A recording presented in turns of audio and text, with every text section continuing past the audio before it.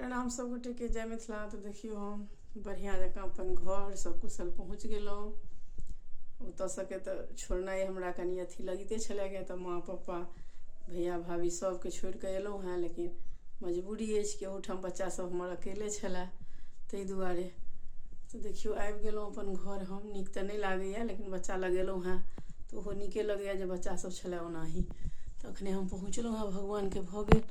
देखियो अपना सबके मिथिला के जे खोइछ होइ छै, चाहे हम एक दिन ले जाए या 2 दिन ले, या तो हमर भाभी बिना खोइछ के कहियो विदा नहीं करती।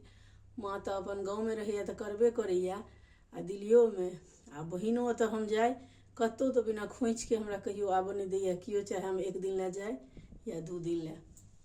तो देखियो अपन मिथिला के परम्परा खोइछ छै, तो कहलहुँ एकरो वीडियो कनी खोइछ के बनाबी। अपना बहिन ओतुका सेहो बनल अइ, ओ अपलोड नहीं केलिए, लेकिन करबै हम जरूर है। तो देख लियो अपन मिथिला के परम्परा। जय मिथिला।